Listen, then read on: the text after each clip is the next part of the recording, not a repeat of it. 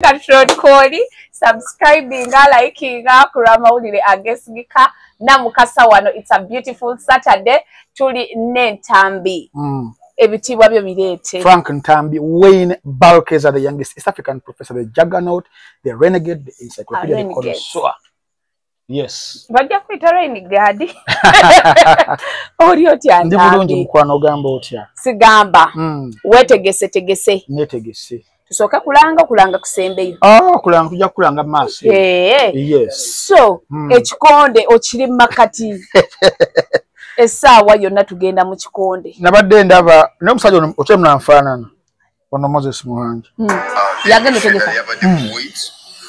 balina mu weight issues bagamba bwe intazitowanga muwozi. Ekintu kyangu nnyo because muwozi bwabanga agikome bi tukizalinga mu kinana nga Bobby alinga mu 7.5 so akati Bobby alina okugaininga mu kilo nga 2 then muwozi nga bwakendeeza so before you know it was okusingana at about 77 or 78 was talking about competing then issue that yabadde ku weight omuntu bwaba akusinga weight aba ino soka nagikeneza muna weight ne bayemu weight ebeera temwina oli oba omusinga ko twena musinga zisuka 5 Utambulira ziberanga bu 3.5 kg oba 4 we watyo bwaba kusinga okuzitoba tekikiriza mwina kubera nga mutambulira mu weight yemu tosobola kuddira Manny Pacquiao n'omuteka mu ring ne Anthony Joshua ajukira heavyweight munene muwanvu Pacquiao ate ye mumpi mutono oba Mayweather muteke mu ring yemu ne Tyson Fury ekisoboka so ne muwozi ne Bobby Wine Oba tunulira structures ababiri abo oli alina amasavu mangi mass tajita mass munene yes mwanvu is a giant he looks to be a giant Bobby Wine ye omulaba ya ali light mu mubiri so we criteria esoka yogezaako okubanga bafunza weights z'ababiri okuba nti omutajja kutta munne olwa kyamusingako probably okuzitowa wekito because punch y'omuntu nga munene nga muwanvu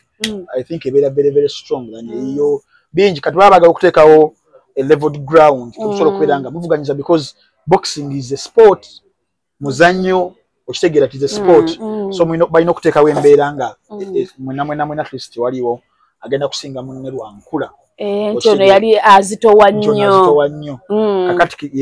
ke kagundi akasooka akaliwo. But nga sinaba nagenda yeeyo. Nze nganze omuntu feelinga bubi. Ng'omuntu owa kaliba ya Moses Muhangi. Moses Muhangi ye president wa Uganda Boxing Federation UBF. Bebagenda obera mu kutegeka ekikonde. Anti chengamba nti obera ngoli mu kaliba ya president you have to exercise obwongo kutegeera but nsalirwa nnyo buli wenda ba Moses Muhangi ng'ebintu byabeeramu bibeera sopeti kati batayina ebikonde bya Uganda sawa zino biri shut down boxing wedda yalinganga nga ogama nti omwana wange oba tazanye mupiira agende mu boxing togera ku bisira ya Justin Jukaawo byali byamanyi ebikonde bya Uganda in fact nobo stretching the back ku mulembe gwa Idi Amin Dada ebikonde yabitekera mu ddala amaanyi nga tulaba yemu ku export zaffe to exporting abaana abagenda okuba ebikonde beri w'eggwanga naye saawa zino ku helm ya Moses Muhangi sirabyewo kyamaanyi nnyo kyali mu kubeera nga akolera boxing okujjako okulinda moment zino is a sensationalism and he comes out to talk ulina mulabako era nga ayagala kutegeka eri boxing ya Palaso oba ne Alien Skin something like that okitegeera instead of okuddayo ku ground eno wansi anonye talent seno kutandikira ddala kwaba abaana abato yali badde nga akola nga ali ku ground eno naye alindayo moment is like a blogger right now okitegeera bawulira kamenya najja because omuntu yena nga otegeera nga olina amagezi olina okiteeka mu mutwe ego kino ekyamuhozi ne Bobby Wine is just something for the talk it is impossible kutambuza mawulire nawe tekiriyo ekyo That can't happen. Lwaki? Ogala Bobi Wine yamusibe mada. Kanawe namukasa. Shia. Bobi Wine nawe bayinza omusiba mada. Oba attempted mada. Tekisoboka kubeerayo. Bobi Wine gladiator. Gladiator mu Luganda babe. Ati bwana abamukuba nyunga. Bobi Wine kati ku busungu bwalina ku government ya M7. Gwayinza okusanga wakumukuba ngumi, ayinza mukuba ngumi nazirika. Eze kutandika treatment yange. Bino byange. Kana kamazo katutte. Wetwalire. Njagala. Wetwalire. Asena azanye mani yo tuli balala. Mukulu Lubega asanyuke. Hagambe kyekyo. Kyekyo omwami we mumusibyeko. Mwami we mukwano gwange. Sibeeko na mikwano. Sibeeko na mikwano. Bannanga bwe tuva kulina eddagala tugenda wakojja Kaboggoza. Oyo. Kojja Kaboggoza. N'owulira erinnya Kaboggoza. Kaboggoza ebizibu byonna by'obeera olina. Obeera ng'ofumwa bifume. Era ngenda kwewa Flona. Ngendeko n'oyo omusajja g'oŋŋambye oyo muyimbi yani oyo bafunirako ebyapa. Prince Oma. Mbatwale ewa Jewilanda. Wa Kaboggoza. Ziganye. Oyo Kaboggoza sebo yawa abayimbi hiti awo 2019 paka 2023 awo nawona abayimbi abasinga yali Kaboggoza. N'oba olina ekizibu kitya simanyi mbu simanyi sikwata bulungi mu kibiina awo nawona. Bango bagoba ku mirimu awo nawona. Nina olutwe tebanjagala awo nawona. Njagala genda bwe visa ziganye balwa nkuttemu awo nawona bamuyise Kaboggoza. Musawo Kaboggoza wa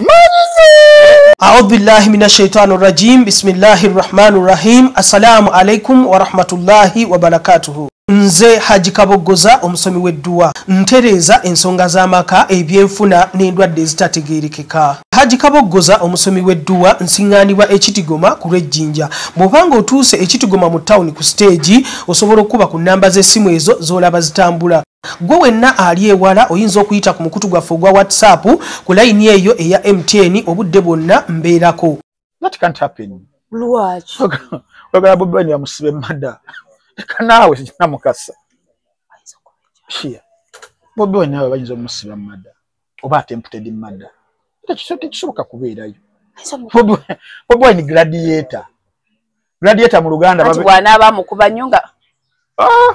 Bobi Wine kati ku busungu bwalina ku government ya M7. Gwayinza okusanga wakumukuba ngumi, ayinza mukuba ngumi nazirika oba nasirika. Kati you can't dare devil. Abamajenga baba basoma ebikonde bamanyizikala. Muganda wange omwana nga yakulira mu bulamu had knocks obo. Bobi Wine oyo. Toleete ebyo naye bana bakulira ku ziseribaka. Omwana yakulira ku kikomando ne semutu. Kikomando ne muwogo Robert Kyagulanyi Sentamu. N'akwata ku mwana anti nosimanyi wa first family musomi mu mulesi. Musimana nyanido. Amukube ngumi mwebanga ya Thanos. Kati Bobi Wine toso tekisoboka ekyo. Era n'oli ya initiating yali ali mu kugeza okusosonkereza because he has been very busy on X trying to sensationalize a lot of issues. Watawandiika ekyo awandika agamba Jay-Z ngenda kulumba. Bundi account bajakinga. No, it is his account. But tweet says adimi. Andrew Mwenda. Ngo lumuzisuka banange. Zisuka. Ogenda okulaba agambye Beyonce wange abakazi ba America bonna bange. Yet I know muchala Charlotte. Okitegeera abantu gwe bawe ekitiibwa. So ebimu kwa byabadde ajjanga awandika maybe one okuba nti no is cracking jokes okulaga abantu the other side of him nti tali as strict as they would have expected. Is a bit light. Ayagala laga nti ali light. Yes, intasobola cracking jokes. Bamuteeka ko gwa segamu. Kati ovola abantu yagenze na cracking joke yabadde embi ennyo.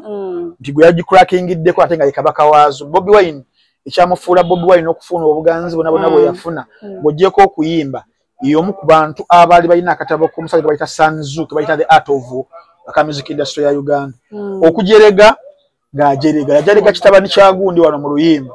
Okitegeera eddogolye. Kyamugamba essada eddogolye n'akikubira ennyimba empitirivu n'akuba oluyimba bayita Mr. Kataala. N'okutuuka olunaku olwaleero Bebe Cool yagamba talisonyiwa Bobi Wine lwa luyimba olwo. Kantumire ku Mr. Kataala. Oli wakamuntu tutakusalwa n'ateekamu ne taatawo kitabani kya gundi. Okitegeera ti Bebe Cool byamuluma n'okutuusa essaawa ya leero nti ze zimu ku nsonga zaleeta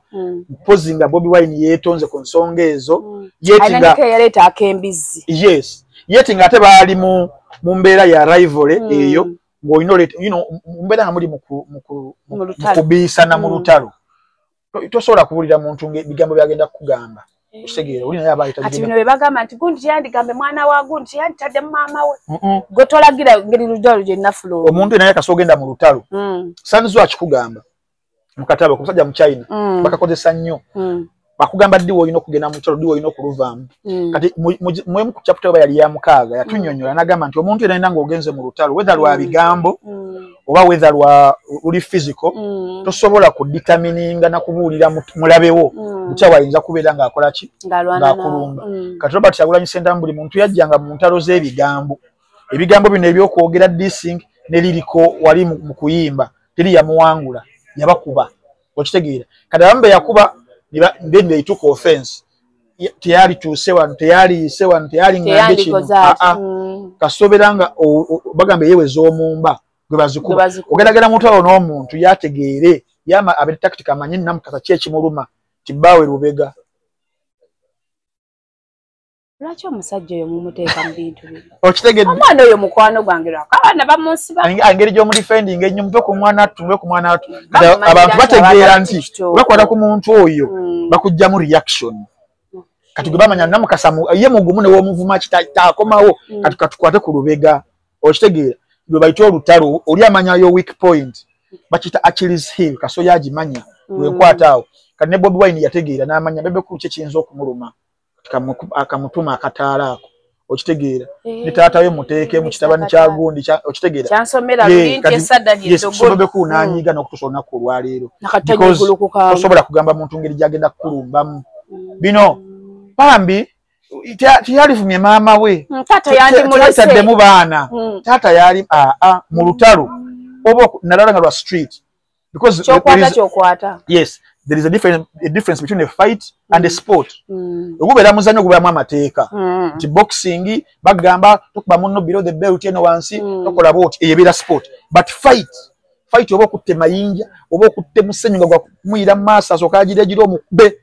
yeeyo so buli muntu yenna ng'ogenda mu fight yonna oba ya bigambo oba eri physical osobola determininga mulabewo byagenda kukuddiza kati abantu balina okuba nga bakimanya kati ne luno nti CDF wammwe gwe mwagala ennyo yagala n'asosonkereza akasajja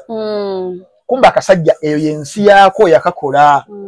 okudiisinga era akasajja olwalaba tweet eyo nekagamba ntamanyi gwalumbi ku ebyo nekamukubirawo layini eri eya mineral water bwamukuba ave ku ove ku mineral water mineral water amazzi muntu wasega mwange mineral water nze we muyita kati ne kagimu kuba eyo layini nemukuba Bobi Wine hitting below the belt kubanga oli alowooza bagenda kujjayo mukulu oŋŋamba ddi yamugambirawo embeera nzize nga tugenda kulwana one wemba nkuwangudde mineral water omwesonyiwa nze wewera ompangudde yofuze nga mbyesonyiwa because alagba nti kiri impossible in fact kiri impossible fight eyo okubeerawo naye onayagala kummanyiira kati kamuwe ebibye nga bukyali kyovola abantu bamukuba lines ezo nadiactivatingirawo Twitter account ye nakati taddanga gwe bayita Kyagulanyi tulinde return ye Bobi Wine mwebyo ebyo simanyi kujerega biki wano tebalayinza musobola ali vere wano ategeerawo nnyo tubala tebagenda mu lutalo n'oli gw'otegedde lirikali yali amusse jukira oli yetasobola kwewandiikira okitegeera abagambayo bye bawandiika omuntu nga yagenda mu kasonda ng'alina pen nakoleza omuti Bobi Wine yagamba nakolezeza omuti okitegeera nenfuna ne pen nenfuna biki n'awandiika yali asse omusajja omuntu nga yeewandiikira aba mulalamu kati ye Bobi Wine okitegeera then CDF waffe aba alina okulinda Andrew Mwenda abeere ng'amuddiramu Andrew Mwenda yakikwatamu olumu mbu owayi totuga munno so kyekyo ekisookera ddala nti that fight is impossible, it will never happen. So Bobby knew that n'agamba kamukube bikubi KO aleme kuddamu ategere nti tuli ku nsonga ziri serious za kununula ggwanga aleme kunziza eno kamugambirewo these lines kati chobola banze kyannumye nnyo omuntu nga Moses Muhanji president wa federation itwala ebikonde mu Uganda nabukira ekintu ogenda n'aba amaaso ge bulungi nateekako obugwa bw'engato nateekako ne suuti ye n'agenda mu kiruma nti omuntu otutono obudde obwo na bonna n'ogenda mu kamera akati wait hale ekikonde kiri ready. That is nonsense. Alex Moses Muhanji sagala naye afuuka ebbuloga nti MC Meya nonyayo kantu Moses Muhanji dewe yatufudda bana Uganda tuli basiru but that will never happen. But in case it ever happens in Muwaludi endala Bobby Wine yabagenda luzira abagenda luzira kuba ebera grudge match kiruyi kikonde kimbwa kitu kya Thanos nopsa kimusule eringa batwala omusajja nga musiba myaka 4 madda so tuyinza mukkiriza tetsa kukkiriza kintu ekyo nafe kintu saa kikkiriza ekyo tukyamwetaaga nagenzo laba posta ningambo wali kikondo tekibeekya ngule buguzirugoye mpoze gacha AI ebikonde ebiyinza osoboka ekyabbala Lugahale ne Bobby Giant bona siba sava madama yogeraga Bobby yanga mbade nga mama Bobby Giant ekyo kyo kiyinza osoboka ntubawamu nolyoka owulira lwayinza okutuuza ku mukama w'ekikonde n'abulira mu ttaka ekyalinalukola nani David Kabanda webiri awo naye kyamuhozi ne Bobby Wine it will never happen. It's just a talk for social media tubede nga tutambulizaako obuntu mpola batwadde kwogera olakubeera omukulu munaakuwa okwogera naye ngero ina kwogera mpola naye abaana bavumya omukulu abaana babode shamings omukulu tambireke nkyagala okuddayoko mu bbaalo nnywamu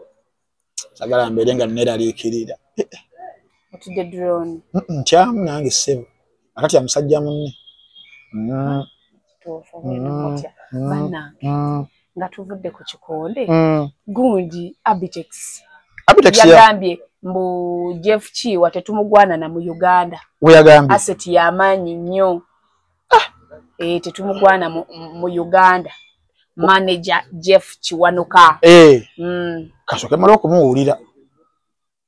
yasinga okuweebwa ekitiibwa mu music industry eyo Uganda naye kirala ng'atuyamba nabuyambi okubeera mu Uganda bamuyita Jeff Chiwa bw'otunuulira ebyafaayo bye manyi omuntu avaayo n'agwira ekintu oyinza okugamba nti abaatisiza kigwiridde naye osooka n'ozza akatambi emabega Jeff Chiwa yaano nti yamanaginga ku Jose Chameleone bweyava wa Jose Chameleone n'akwata ku ba Good Life obwongo bonna obwa Good Life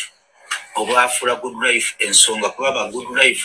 nakati enyiba zaabwe zikyatweninga nga abakyali active abakyali awamu kubanga owizo munnebe yavaawo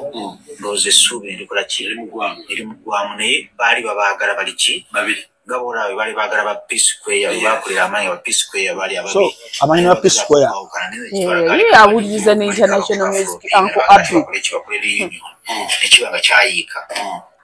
essaawa zino Jeff Chiwa ye muntu asobola okujja omuyimbi atabaddeeyo n'amuteekawo n'amumeekinga mu myezi 6 abapesi yaliwayo mumanyi naye nga ategeeza ki bwe bakugamba nti upcoming artist nti abeera mwaka nti aba muto mu myaka oba oyitingidde we tukubalira nti kati omuyimbi akoze eki abapesi ayitingirawa kakati atandise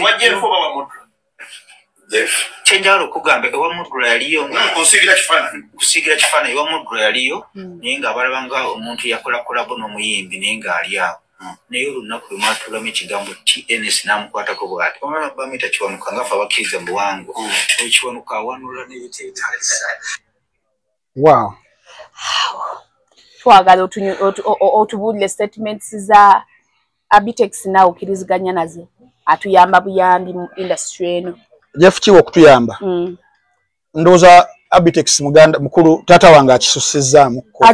akipise naye nga it is not far fetched wetuba twogera kuba talent managers mu ggwanga Uganda ndowooza tewaliiwo talent manager ebyaddala with the works at least nga tuzirabako asinze Jeff Chiwa mu ggwanga erya Uganda ayogedde ku era ya yakwatira mu Chameleon. Chameleon ebyadala bamukwatira mu kaseera kutogera mu 2004 5 6 then ne bawukana mu 7 era jeje jimu kweje emyaka mugaseko 2000 Chameleon nga amaze okuva e Kenya because Chameleon agenda okugenda e Kenya era amaze okukola oluyimba bali baluyita Bageya ne Red Sun. In fact alukola nalo Kenya 1999 neto lwa hitinga nnyo paka lwakola Mamma Mia n'aluleta mu ggwanga Uganda olongania muwadde akati bebe kulu oyo bebe kulira emu ku respect joyina okumuwa bebe kulu yali kando eyali etandise okubanga eyaka nekoleza kande endala. That was Jose Chameleon because bebe kulu yagenda mu Kenya wamaliriza wano senior ye yokutano kubanga okusinzira kuba jirajira yomukaga batankana okubanga teyagikola abasimba batankana yakola ba ya combination PCB stroke math yabipostinga ya postinga kugundi quiz alizat eza USE so anyway but ulamala high school ye oba yagikomya mu 5 oba yagimalako it doesn't matter nagenda mu ggwanga lya Kenya bebe kulu agenda mu ggwanga lya Kenya nasangayo Ogopa DJs wabasanga na mukolero oluyimba waluyimba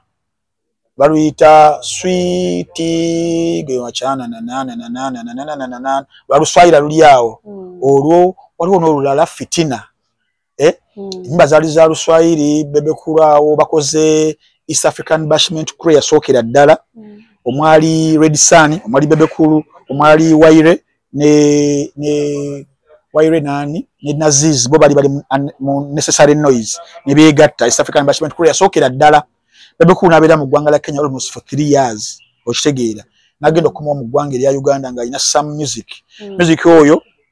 yomu kuyatandika a new era eya sound yomupya Jose Chameleon kuyagatta naye nga naye avudde Kenya nga avuddeyo n'ennyimba eziwera ku wano ne batukuba bagenda okusangawo ne bano after ya ne Bobi Wine yazze n'akagoma industry n'etinta abasatu ne bakwata akati nga bakajja kubaani emabega 1997 gundi yali amaze okubanga afa Livingstone Kasozi yafa obulwadde bwammwe musajja wattu ate wafa obuliwa obusere byali bukubwali bulwaliza ddala Kasozi ogamba ono ayinako copyright owachi kati amaze okubeera nga afa Kasozi ne Kafero amini ne basudde nga afudde era yali yamanyi nnyo baba babiri babisanya nnyo mu 90s awo webatyo wadde basudde yali wamanyi nnyo lirikale na biki byonna nenga Kasozi yali mugezi no nenga talent wali nnyo nenga babisanire banga bali mu group emu ne baawukana ebyo webityo then Kafero in the mix na yajjamu as a young boy atandika mu 89 yakubyawo oluyimba then yazazza webatyo nenga bali ababiri bali bamanyi mu 90s nga bakwata era bagamba olunaku basudde lwafa yabirawo ennaku bbiri nenga ekyali e Masaka nti abantu bonna mu ggwanga wano mu Kampala taxi park yona yakala nabagenze kuzika musajja bagenze Masaka omusajja nti yali wamaanyi nnyo but era yo eberanga evuddewo eyaba babiri nyobera kuba Giants then era endala eya Sebatta ne Kafero no nekwata mu kaawo okitegeera wadde no mu pop music bano ba Menton Crew Menton Sama Improlando balagaddi baliwo ne bali ba Giant banene tinga osobola okukwata ekisawe nakivuo ne bakikuba okitegeera yes in fact ne shesembayo kwe basondera sente za Kasozi nga alwadde abasajja siasa yo Senkubuge Andrew Benon Kibuuka ne Alozias Matovu bali bayina production je bali bayita Pride Production ngetegekayo bivulu but bali mbakayimbira we bagende basudde namugamba musajja jangu tukole nenga bali amazo kyabagana nga basubita agala kubanga bakola show ya munno mukabi basondere mu sente zijanja bani Kasozi awo nawo ereyo then nenga bakuba na kivubonera mujjuza esaba zino obola mu yimbi kyasobola okuba na kivu nabera babidi babasatu kizo okubeera nga kizibu nenga uli basudde asobola okubeera nga ajimirira n'agikuba Kafero n'ajimirira n'agikuba okitegeera ereyo yaseba eyo nebaawo tugenda mu Sebatta Kafero nabo ne beetwala awo mpola then tugenda the new area yetandikibwawo Jose Bobby ne Bebe abo ntino ogenda boda ku boda awo nga bajjo babona okitegeera in fact Jose nga teyasukana mu konti agenda mu nsi ezaddaka Rwanda, Burundi, Kigali, Tanzania nga kuba abantu yamu bafuna Uganda bafuna n'eri. Era Chameleone we mulabanga muwechi tibo ngebe baba. Tukula musiza. Nambe mu Africa student tumulina. Chameleone yali wa maanyi. Nnyo nga gye nkomezza. But also wano mu ggwanga erya Uganda nti Bobi Wine nga naye yamanya. Because Bobi Wine yali asobola okutapinga mu endowooza z'abantu. Baagala balowooza batya biki ebibaluma nabiranga biteeka mu nnyimba lirikale nabiranga naye musajja muganzi nnyo ayagalwa. Then ne Bebe Cool olwa amalala ge amatanta ge nago galina abantu begasikiriza weba nga ne music bamukuba ne bagenda awo bye bakola bona Firebase bikyawo kati awo nkwetera Jeff Chiwa nti asaga Chameleone nga amaze emyaka 4 moyo new ere yali weyo sound naye nga abulamu ku direction in terms of management kuba Chameleone yes yali wa maanyi nnyo ne nobera wa maanyi nnyo wetaaga manager kati yoye yamusookamu wa maanyi gwe tugamba nti yali musajja wa maanyi n'amutandika mpola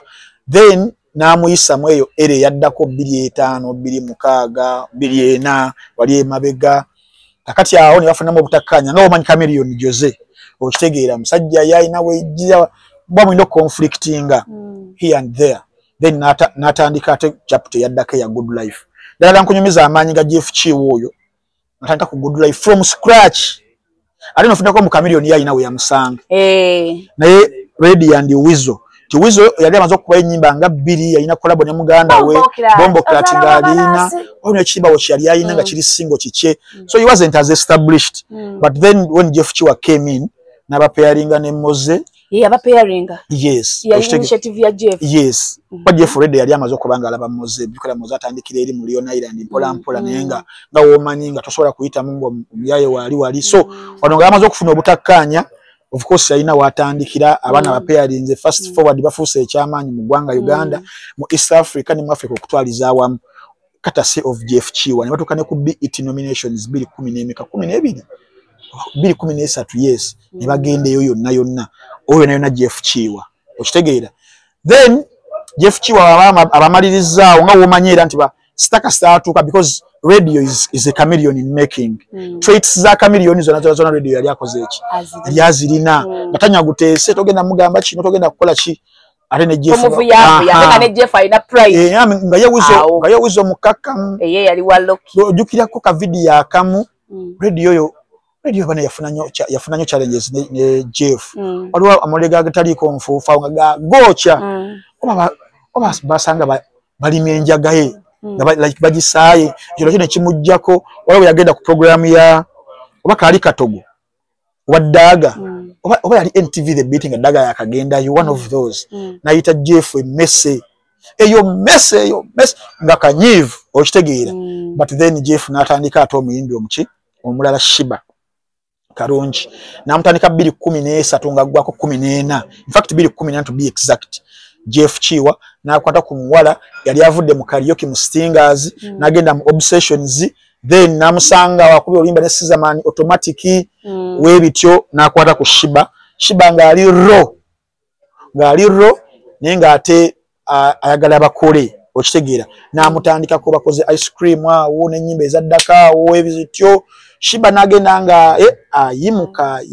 yimuka bamukozaze concert sawa webityo wamuviiriddeko mu 2019 abiri awo tuyingira COVID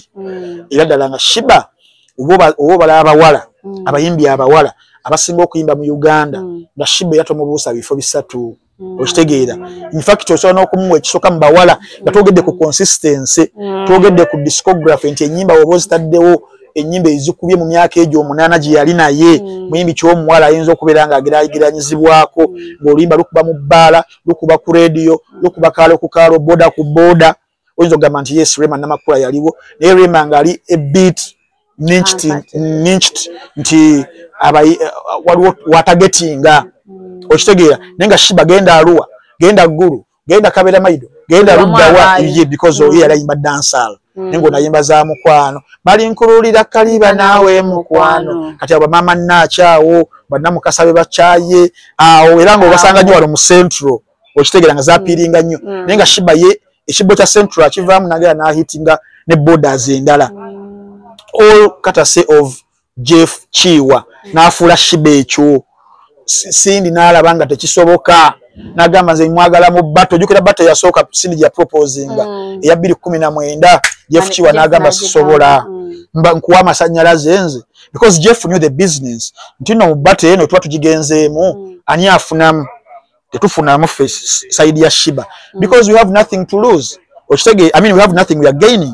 but then for Cindy agala kuprovinga because abadde mu sabbatical for some years n'abagenda kugira kuffe aberenga ayambuka ne bagimumma naona Jeff njubala Jeff amanyi okumanaging talent Jeff amanyi business dynamics zonna n'agaana Jeff nga yafuna omuwala Shiba nze nsooka okulaba Shiba yali 2013 twali nze nga tuli ku campus Makerere nga tulina budget tunyweramu abagiyita Lafters nga Jeff nga gundi Shiba tambula nyo ne Palaso nga amaze okukomawo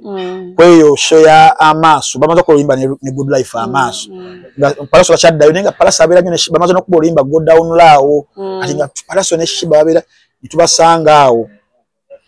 naye nga Jeff Shiba kwegambanga mu kaseera ko yali muwala muto ngali outgoing nga omanyi kugenda ko mabala webityo but Jeff yategeera nagamba ono omuwala brand yo kujongerako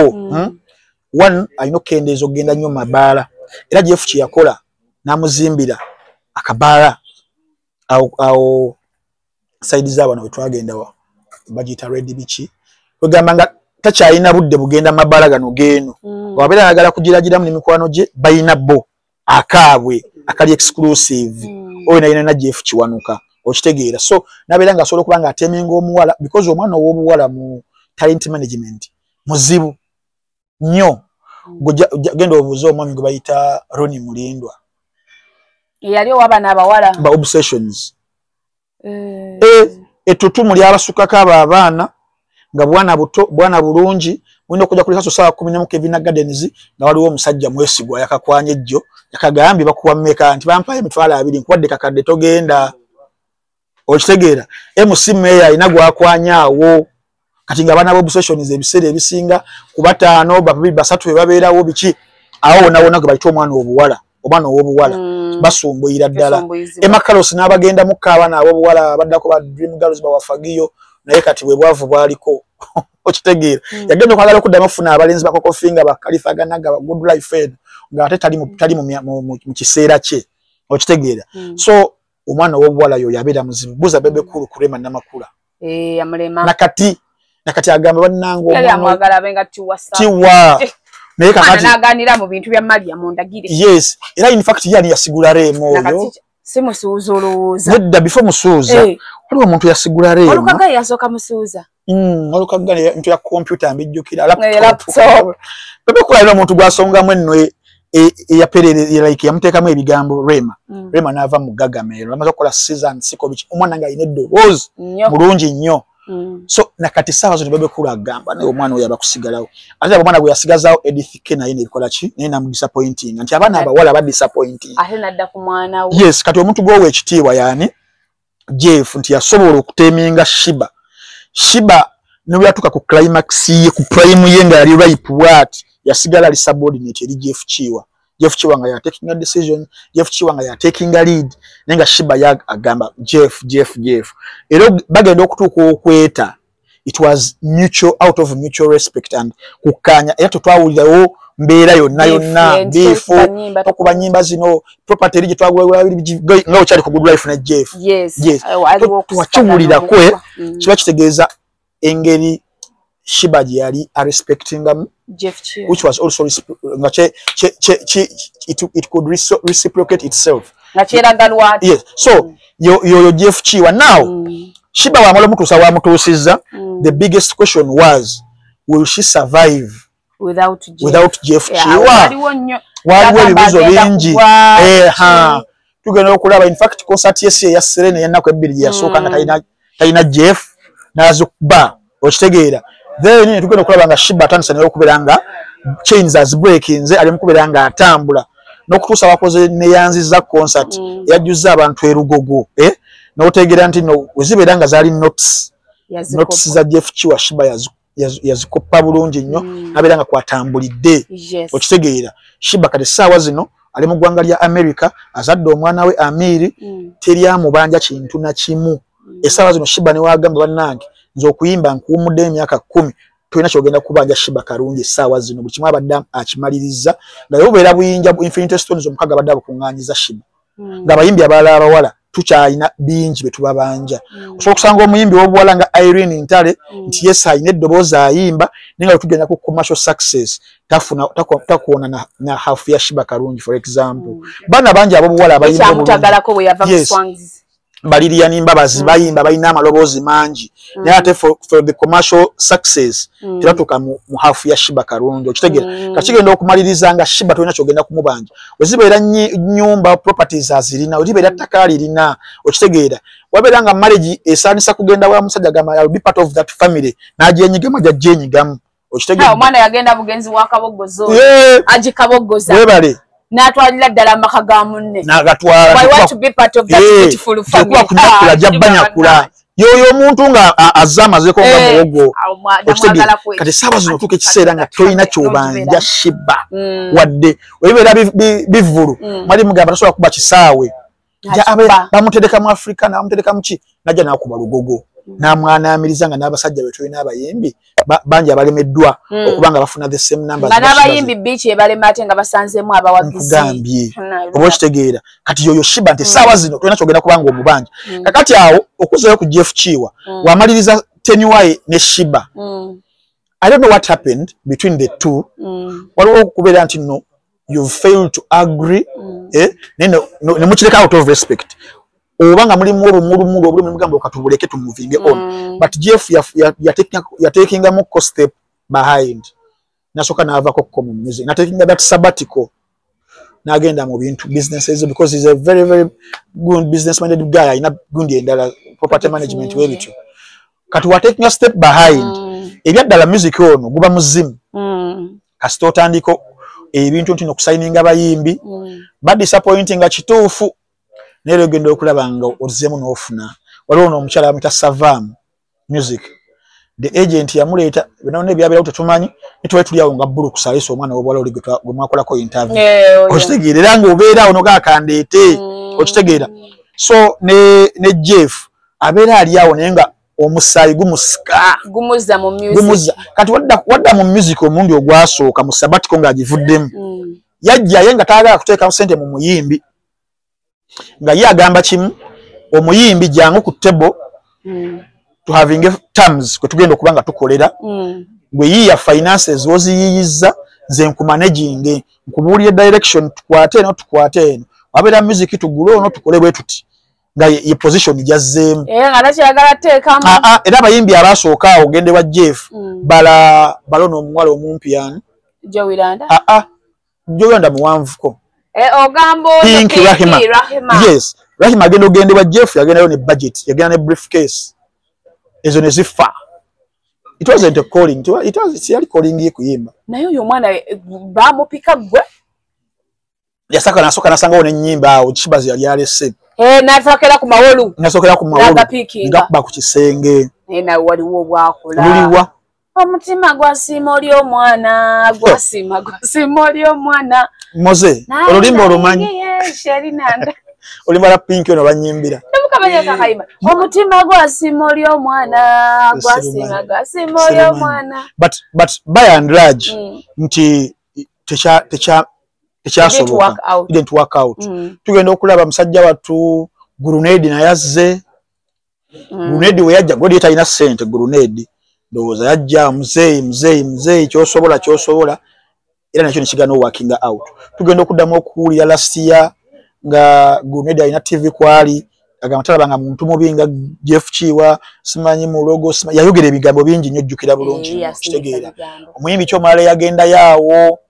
before waliwo abayimbi abagundi yamutwalayo ono Jowiranda before Joey waliwo omuyimbi awo Banks naye yagendayo Spirit waliwo omuyimbi omulala erinnya ly'envudde muto omwana wa buwala naye ne bigaana then Joey n'agenda wa Jeff gundi yamutwala DJ Roger yes bali balina partnership management partnership nga Roger wa 7 Star togera ku DJ not manager nga yateekamu akasente naye nga talina budde ku managinga ate ne Joey talina ssente nga ogamba nti gundi yazireeta awo biki ye talina ssente alina negoye yebolako engoye n'atazisasula sikimanyi nze mumanyi yagenda ne yazika olugoye teyaluzaayo ate n'atasasula yeerabira yeerabira mwana Joey kakati Joey oyo stint ye ne Jeff Chiwo yasooka yali ekyagenda mu maaso bwetyo because ze nzijukira gundi yankubira essimu Roger DJ twasenga ne mirundi mingi nga tulina okupika omwana Joey ne tupika nendoza ngo akapira kaisa omuka ne tupika ne kikola ki nengo omwana ambi agiyageza akateka mne olaba okuyimba kuno olumu okuyimba kuno olumu dala kwa Uganda mulimu factors nyingi nnyo ndala nkubuulire mulimu abamu nga agenda agende wajjajja gundi agambe otalivayo akole buli kimu bibeera bingi no labanga omuyimbi face ayina mulungi doboza ayina nenga takola ki atavaayo okamba obati bamukwatamu bukwasi kati ne Jeff Chiwa naye yalabanga project tekola ki tetambula then abaali awo ng'omwana w'obuwala oyo omweru nze ndi mukunyumbiza mu stages nti yali amuyina naye nga tikitambula maybe nga bakibala okitegeera gundi najjamu amaanyi 7 star DJ Roger najjamu amaanyi kati ate wajjamu amaanyi nga teyali afandinga kitegeeza Joey omulese mu bbanga. So what went wrong with Roger? Music is a business. Era ddala teri otekamu nga tolabayo wadde ogwamu amaanyi n'ogamba okitegeera so najjayo lo wajjayo lo nasigala omukazi wattu ng'alina beera kabalaza nga mu kisenge bayingizaamu omugole omupya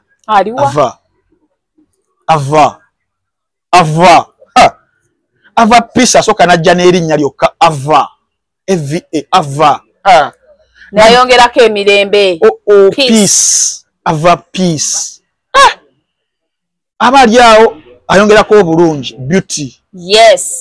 beautiful she's one of the most beautiful East African artists in the 21st century ava peace mulungi kalala nedda ava peace mwala mulungi genda maaso agatako ekyobuto muto takuluusanyizibwangako kati Jeff Chiwa agenda okupimapimamu ali kabalaza bwati n'ali mu kisenge omugole ng'olina osigaza omugole ogalewo ne gate ofulumye ekyonziira wano ku lubalaza yamusamba tteke mukazi watu n'abeerawo n'ayiya n'agenda ewa yani gayo oyo ono manager waabwe waba Nandolavu yani omwami oyo ani manager wa Nandolavu yani gayo oyo Urban Empire yani there is a word empire at the end temunswaza nani bamuyita read empire nedda ninya lino mudaddufu empire muno Ghost Empire mukwano gwange nno gati Ghost Empire awo Ghost Empire ye manager wa Ghost Empire wa Nandolavu ayina yo record label ya Ghost Empire kati ate Nando najjeeyo aminani Joey najjeeyo tokati agenda okusanga yakatebe nga kajjudde waliyo Nando waliyo Jene producer ate muyimbi ate writer oyo agamba Jene ne Jenale mpwe kuyimba asigale mu ekyo yandi kulese wabera calling osobango so wandika nenga okuyimba kuga bwe boss nenga tasobola yitawo nenga producer te ye mulungi nyimba zakoze zikola kati Joey agenda okugenda eyo Ghost naye asangayo kugamba wambi mukazi watuli wagenda agenda okusangayo nayo wajjuvu nga bafuna dda nayo oyo omwana w'omu kisenge Nando okitegeera Kinnawolovu otambula nga Kinnawolovu yaki yasooka okukola kumufuula mukwano gwe bwati bestie ebaga bestie abuba beerubira you don't know for what reasons beerubira bati oli musajja oli mukazi bonna bakazi akati nga tebanaba kwebubira ekyo noga waika okireke n'okireka noddayo ku Jeff kati Jeff afunye akaana akakoobuwala wakafuna Jeff akatiba ke kabaddenga katya akatiba kakuba nyimba nyingi ngo promotinga oluiso olwe luyitawo ayinza okufulumya ennyimba nga 4 omwezi gumu ebbene zikola ki ne ziyitawo 3 nezikuba kasenge n'omwezi ogwokubiri olanga mu myezi 6 Jeff alina ennyimba nga 4 hits wezityo kati Jeff akakatiba naye nakaleta kwani because yakosanga Good Life nga buli weeks 2 afulumya oluyimba Good Life mu myaka ena kuva 2007 paka 2012 paka 2013 bagenda mu battle ne Bebe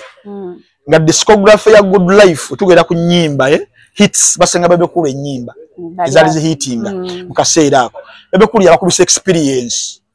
dobozi consistency pedigree n'abakuba yali abasi nenga ku nyimba Good Life yalina hits nga ngojawo Chameleon Good Life yali bako hits mu Uganda bashitegeera yali Jeff Chiwa nga buli weeks 2 wa weeks 3 basula oluyimba ekirungi nga radio mulungi nnyo okitegeera kati nga zinyuma era in fact Good Life yemu kyogamba nti they don't have a bad music they don't have a bad song balinga Juliana Kanyomozi buli luyimba teri bino try and error luyitamu nyimba zaabwe zaali nnungi awo nawona Jeff nakikozesa Shiba benyimba nga 8 omwezi nga bafunamu 5 ogenda okulaba nga nayo yavira ku Shiba Jeff era nga Shiba obala kubayimbi abalina hits mu Uganda era janti obala Chameleon Good Life era Shiba yabaddakaawo okitegeera ye Jeff kakati akatiba ako nakaleta ku ani Ava Peace bagamba bakozesa omwana we mu studio like okuyimba si mukozesa biri okuyimba abakyali wakasaba nange simu evuga jangu producer una ali wano bye tukube and nisanga ne Ava Peace nga naye ali nzo imana namwewunya tuba tuli ku TV no okuliza haratote nempya bagita batya makula chaba asimakula nsibuzi mbusabo bwe zahara ali ku TV makula Najita mama nge ya badifune linye pamvu makula kabalijeko obaweshi kati tuba tuli ku makula tuba tuli ku makula nga nze kola show ne Zahara ngendo okulaba ngo omwana Ava Peace azze ngali no yekka ngaze kola show ningamba omwana omulungi omweru awo muto ngalina ne sente singo biseera lwacha afaafagana nga banna mukasa abadugavu bali eri ng'omwana ze okitegeera abali awo ekironga ali ku TV eno ali kugamba nga nayo yes ayiriba nenga ate yali badde omwana oyo agamba nti nze ndi mulungi because at the end of the demo music owensi ndala wa Uganda nja chukubuulira as a matter of fact abayimbi bangi abakyala ng'okuyimba just an address nti muyimbi ninga ine emirimu gyako azanya UEFA Champions League nasasanya amakati nga Bruno Fernandes oba Odegaard nabera nga afuna sente nga yesambira emipira gye nabide byokuyimba bukadde bubiri omutemuli nenga yevugira Benz alina apartment ekyanja gyasulamu ya bukadde bubiri kitundu 3 okitegeera sibiribiri baganda gwe okiri mu Uganda ati walirowooza nti ne Ava Peace naye mwana muto mulungi yali badde agamba nze kati okuyimba kasana afunye akayimba kamu bubiri kambeere mu apartment njafuna essimu ngere nkuba ekicuba Champions League wa omwana ali ku music okitegeera kati Jeff namuteekamu ekintu ekyo hard work consistency okitegeera dedication and discipline she's one of the most disciplined artists oyo mwana Ava Peace ava n'omuleetera olutalo lwali luzaawo nenengeri yambe kaddamu kigambo kimu 2 3 4 ze songa de sizimanyiiko biki naye waliwo ono yavumye buli omu n'aba TikTok abawunyanga nawe mulabye okitegeera nenga kali akana kalungi ke kali badde kavuma kalike kandi badde kavuma wakuvuma n'ogamba owa ansirike kali atono yali mu kuvuma abantu ayogera bubi omanya abo tebasoma bagala likes bagala comments nengamba ononga crossing the line but then nti kikulaga the discipline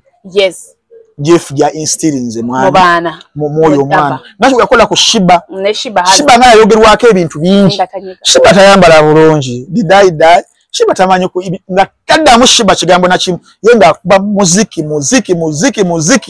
kati ekyokusatu nti Jeff Chiwa nasanga it was a blessing in disguise mu kwagala okutunda oyo mwala Ava Peace bannayuganda bamutegeere yali alina omuzizuko ogw'amaanyi singa Shiba yali akyali as active okitegeera because ogenda okulaba the kind of music biki bonna abaana babuwala kuzina ki kati agenda okusaba nga ne Shiba ali mu kuzinga mukko ali manju ajjayo mwanyi obudde buwungedde Shiba agenda okumusanga ng'ali mu final yaye ali mu kola concert yesembayo agende mu bufumbo bwazaala omwana nabo mukisogo wegwereetera Jeff a blessing in disguise ne gujja wagwalidde muzizuko gw'amaanyi Shiba wakubanga akyali Uganda wano ng'akuba nga omanyi hit machine probably gundi yalifunye obuzibu bw'amaanyi ava okitegeera eyo penetrating ne kati agenda okusanga ne Jeff we nga waliwo vacuum y'amaanyi mu industry adala ku side y'abawala nga ode Shiba agivuddemu agibalekedde yiyo era ogenda okulaba nga ava kabanga ka video wano kabadde kali contributed nnyo by the absence of Shiba Karungi okitegeera kati dala wamupikiramu ennyimba nasooka namuwa zikolabo ne bagamba oyo ava peace muyimbi wa zikolabo nga bwe bunafu bwe natandika okumuwa ennyimba ezize nabeera nga apushinga so otwogerera 2:25 essaawa zino ava peace akati akakoze eki abayimbi abalala baali baddaawo abayimbi abakyala abamu ebirooto byabwe byatuukirira kati ogenda okulaba Rema Namakula takyalina kyamaanyi nawe kyoyinza kumubanja music ya mukubi emyaka 10 agikubye wali weddu afuniddemu obufumbo bwa mirundi 2 okitegedde ati nkulaga nti ebiruubirirwa tona kyagenda mugamba abaana alina azimba ennyumba ze wano azizimbye okitegeera kati ogenda mubanja ki kitegeeza ye akatale kabeerawo awo nga weekali sindaleera ssanyu era ogenda okumipimapimamu ata kyalina kiddako oyo n'omuleka ogenda okulaba Spice Diana alina n'akayimba akapya Spice Diana ogenda okumulaba nga omuntu eyali amuteeka omanyi ebintu bino mu byegendereza competition ne rivalry bintu by'amaanyi nnyo okupushinga omuntu okufuuka naggwano kafe gundi kastaafa Kasozi basudde wayita omwezi gumu 2 naye Mukama n'amuyita era ne bagamba n'okugamba nti Kasozi yabadde muggulu yabaddeyo yabadde aliyo wekka nga asimanyi obwomu bw'omutta n'ayita munne naye awo balekawo kafeero in fact yewa n'obutwa okufa kw'abasudde babikira kafeero ne yeewa obutwa nyamuddusa emulago nga takikkiriza nti muganda ye Kasozi agenze ne basudde naye agenze nsigaddewo bwomu naye naawona okitegeera okweseeseetula kwa Robert Kyagulanyi Ssentamu Bobi Wine n'ava mu lyogaano lwa music bano ababiri tebaddamu kubeera kyekimu mu music yes ne Bebe Cool tebaddamu kubeera kyekimu because rivalry yayitambulira ku bantu basatu abo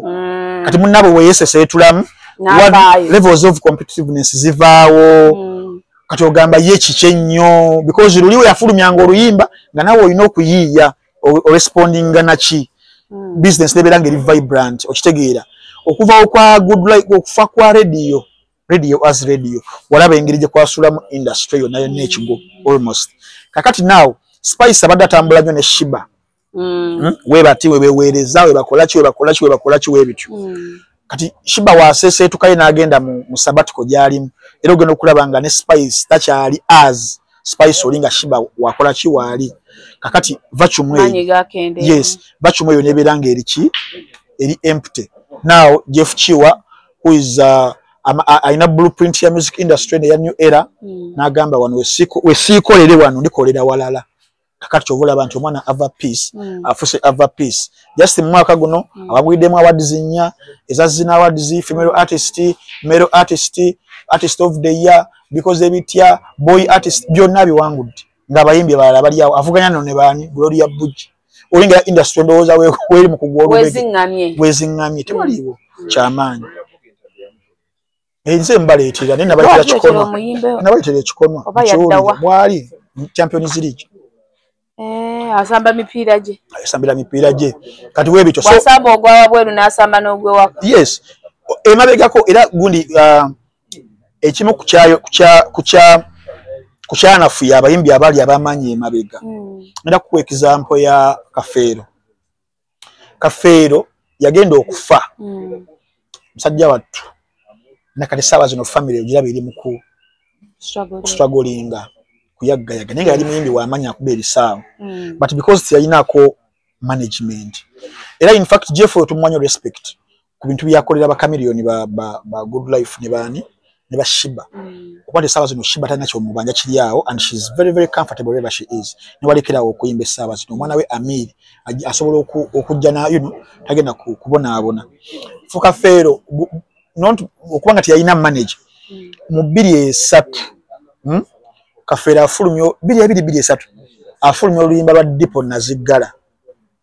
wafulumya Dipo Nazigala in fact tape eyo limba lulikinga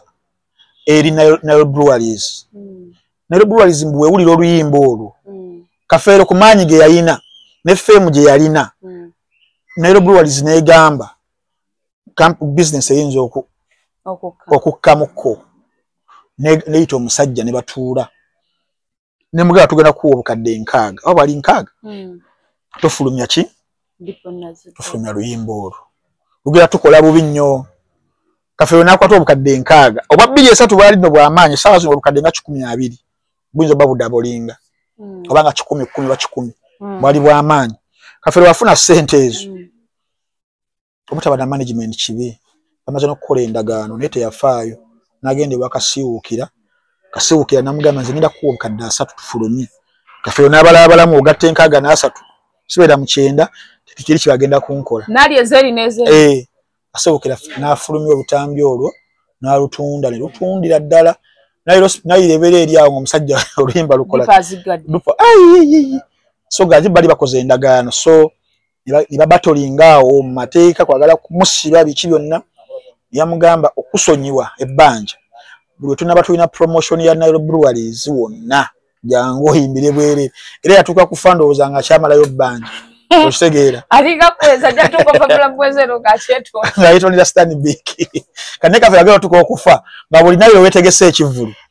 nayimba because nayo yagamba okay oyina luyimba olwo kati jangu laga abantu it was just a song leo kyali wamu nafu abagusogola okisegeera but had he singa yayina manager probably tiyantuse kuki kumbeerezo so okuddayo ku bigambo bya Abitex yes kituufu nti wayinza obutaddamu kubeerawo manager managinga bitone nga Jeff Chiwa okuba kubamuko ku toshi nolaba abasigaddewo baabaliwo tugambani ogenda ku side ya Spice aina manager Roja agezezzaako nayi contribution yoyinza kubanga ogibuusa maaso okubanga Spice yamusanga we ali n'amufuula one of the hottest female artists in Uganda. Ziza yamuleeta Ziza n'afuuka w'amaanyi n'agamba nze Katonda w'araga biki Ziza yali w'amaanyi so ne kimanager Roja ekyo kisajja kyattu to dismissing a contribution ye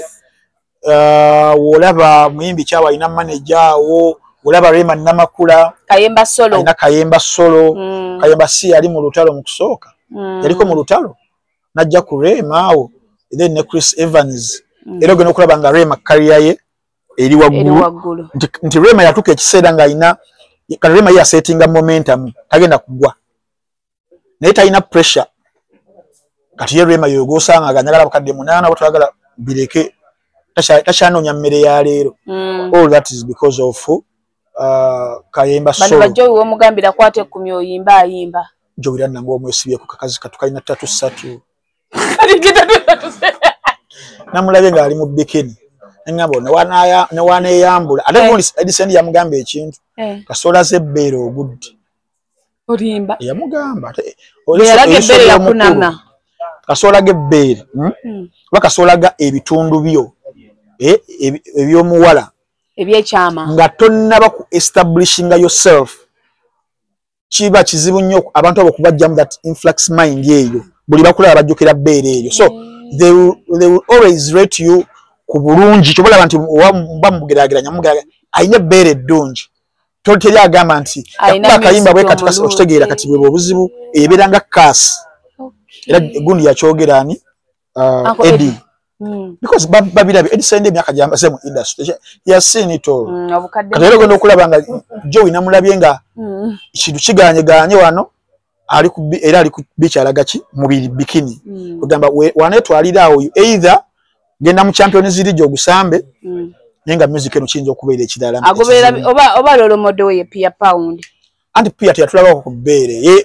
waliwo omuntu ogakolaga bikini biki lolo mwana yalaga ddala ebbere weeritinga n'enywanto olinganga yagala okubanga ogiraba for the first time and I think yali character ekitegeeza yali pressure okitegeera then abo tulina okuwa respect ey'amaanyi obala nnyo Swangs Avenue but Swangs Avenue yo record label it is a collective effort of 40 heads oba ne yani Julius Chaze noba ne Benon wano waggulu then ogenda mu departments ezenjawulo abakosaganya finance abakosaganya obulango abakosaganya marketing abakosaganya branding genda ku Swangs Avenue ku square twagenda okola interview nga tujikola ku Azawi nga wali ba employees abakolera Swangs balinga 340 kati yo bera powerhouse okitegeera naye nti nayo oyino bawa because the record label yokayo eri mu Uganda eri fully fledged yakola cha record label bakubina ebyammwe ebirala byemuligira byemuyisaawo balibo they've been there now for 13 years bakreating abayimbi nga mwenda bona nga baamanyi bona ba powerhouse so abo nabo bawamuko ku credit yawaggulu abalala balemeddwa olaba CRK ojuka CRK yayina lawyer ono Kisubi yali akwana makalolini maka namana aleta Flona ngayagala kulumya kalolini maka ira chimbyogedde ojja bijjamwe eyo layino jajjijjamu babe Flona ali ena kwa kuba omusajjo twateka mu Flona billion zali 2 mu bukadde 2.7 zitya for the first time fena abali mu media nga tulina a role awo ku CRK eno ku board of directors waliyo selector Williams waliyo bano babate baliyo Jacob Mutuze Katolu Bwama Kasuku nga PR nze nganjaawo n'abalala buli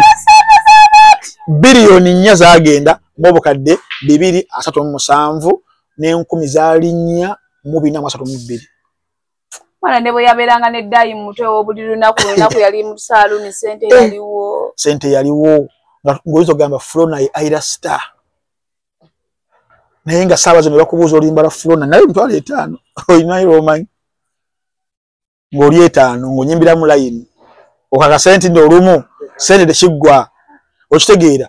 eyo nejjafu eyo CRK yali ezze nereta Flona yamuteyako balayita buli bayita wa Uganda Jamikalu kya simanyi biki bonna nga ina writers nga 8 ba producers nga balina ba in-house producers nga 9 buli producer gomanyo wa amaanyi nibo mulangira Suna baziza ziyo bona nga bali yawo ne babaleta nata komao nakola band live band nga 3 iba CRK my parent band waliwe yabonna basajja nabawala waliwe yabawala bokka waliwe yachi okitegeera billioni nnya mu bukale yeso musanvu okitegeera adejo ne kigala nenga yagala kola record label tugenda ku kono omwami ono yanywa enjaga navaako ono yayita embala sikola paroni nga bakola video premiere Fefe Busi oli yanywa Fefe Busi yali avuddeko oli omulenzi yafunisa gwescan olubuto ogamba line tabani ya feri ne vubuka lyokukyalo ye yani fozi mama ndako dadi Andre bali asente gwescan yali yani omuvubuka oyo line livubuka eriya ebyebiviri tata wali omugagge bawo gwescan yani yagulambwe Prinsoma abana bali asente za tata we bayagenda wa musawo namugamba nti omwana wagenda baba na boy wa Uganda roza 219 awo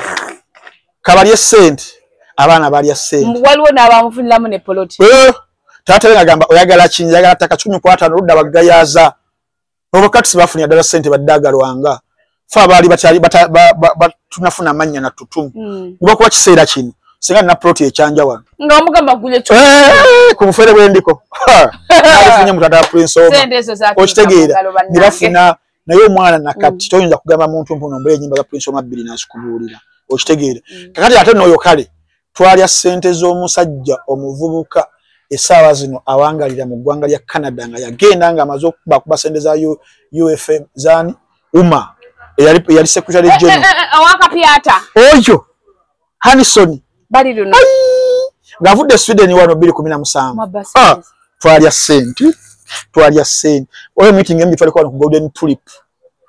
nga tulese waliwo omusajja sigenda kwogera linnya naye musajja wa kitiibwa nnyo mu ggwanga Uganda mu media business yeyitana professor akola ne surveys nyingi okurankinga TV ezisinga yali mukama wange nga ndi muwandiisi babita Monday Times nga nze chief editor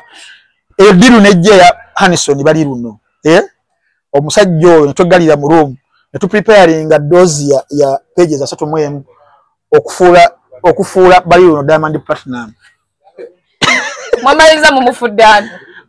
mugakatola mu ggolo netumuyita tumugamba yajjanga ina tinti mu mutwe ese ne muga mujemu twalya sente emimo yagikola ati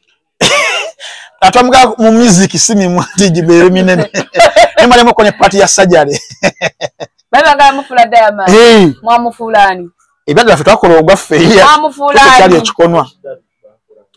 era bamufula fula daddy twalya sente naye izezimu ne kuzangobya musajja yangoba oyo professor oba nange yanneekengera nti nange ndi mugezi jjinja muyita mwaka 8 nangoba okitegeera naye byebakubuza essaawa zino timbuli ennyimba za Hanison bali luno 2 ezakuba ate abawoga mu luseke lwa Kamiri tondekangawo nogale bashutingira bazali Zanzibar kati okumuwa audio kwapiyalinga mu video okugenda Zanzibar ndoza 10 kyagwa ku Jose East African champion mbokiri nenga tuli ku script ya kumufula Diamond Platinum sawa zinali ku Cheyo Canada wotire ensi sende za mugwako yegendera ku Cheyo yes eze za mugwako sende za umamunga sadde yes wotire ensi so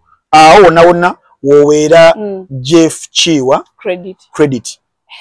musajja wa amani nnyo okay yes so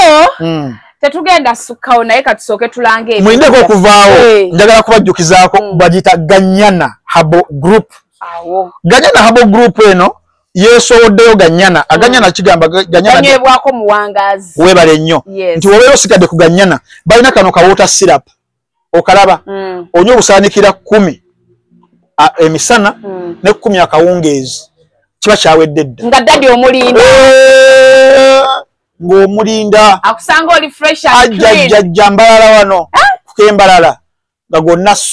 akusanga oli nga sawa kamaanyi wota syrup awo nawona maanyi ga Ganyana Ganyana takomaawo alina libu fulo zino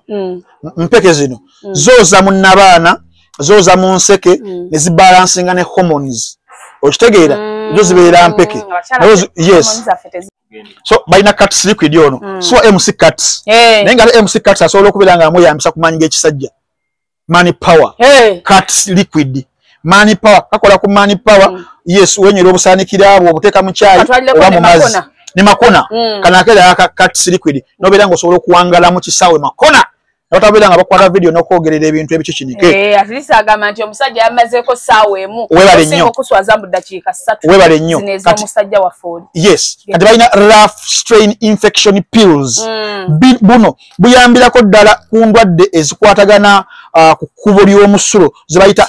urinary tract infections UTIs nga ne candida koogasse sako ne kabootongo bakayitaka rough strain infection pills beera nako okakozesa then balina kana akasembayo bakayita external direct towel kano okagirawo oti mulimu katawulo okadala ku mutaka wali gwe mwesigwa abafe munno mugamba soko mpembe ko budde malova ke manji ono nalala ngo segede nti sure no kasano kula mulimu akatawulo munda no yisako ku mutaka nekakola katya wajabuza mwesigwa nakamu wa asena agenda zenya manyo external delay so lya delay awomanya ne makona aketaaga so ngojeke ebyo nabyo balina eddagala eriyambira ddala ku ndwadde nga pressure sukali prostate enlargement prostate cancer bano migongo ginnuma bamuzaika gatto bano ba joints zinnuma penis enlargement bano bamoze bano abagala okusika webale bagala bano banyagala kusika njagala kufunza njagala mazzi ebizimba kunna bana bimpitiriddeko Ganyana Habo Group Ganyana Habo Group basangibwa Nyanama Star Kitebi Road era bakubire ku namba y'essimu 0785 99 62 66 ne 0754 89 94 71 Managing Director Sekalala Arafat omusawo aja kubera akulinze sako no kubera nga omubuuza ku bibuuzo bena bana bikolagana ku bulwadde obwenjawulo aja kubera ku consultants so nze ngeze kutandika treatment yange bino byange kana kamazo katutte wetwalire njagala wetwalire asenazanye mani yo batuli balala mukulu lubega asanyuke